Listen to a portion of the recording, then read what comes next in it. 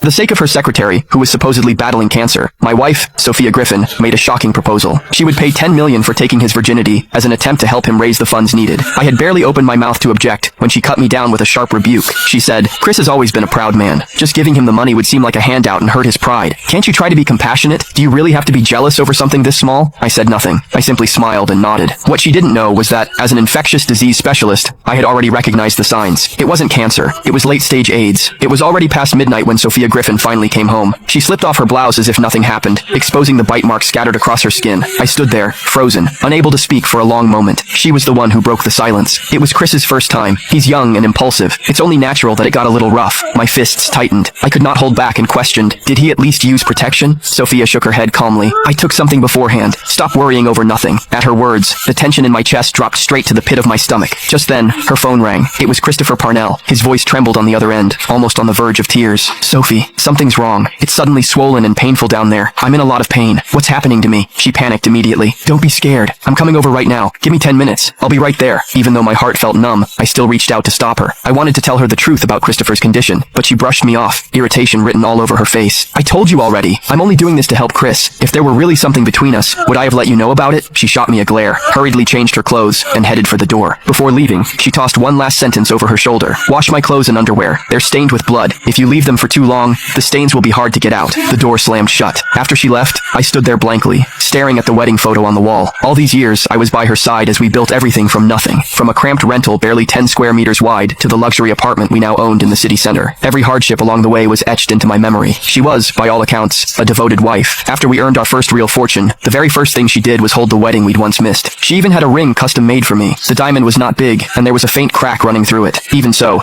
I always treasured it like a priceless heirloom. And yet, this same woman, praised by relatives and neighbors as the perfect wife, did the one thing that chilled me to the bone. With no protection at all, after such high-risk exposure, the chances of infection were almost certain. I was angry, but I could not bring myself to abandon her. She still had a 72-hour window. If she took the medication in time, it could still prevent transmission. I was just about to call and warn her when a new post popped up on my social feed. It was from Christopher. "They say married women have strong needs. It looks like it's true. I can barely keep up." The photos showed a bed in disarray, stained and chaotic. Among them was one with scratches running across his back. On the surface, it sounded like a complaint, but in truth, it was a straight-up brag about how intense their night had been. But none of that was what caught my eye. Instead, it was the ring on his finger. Click the link in my bio to get the full story for free.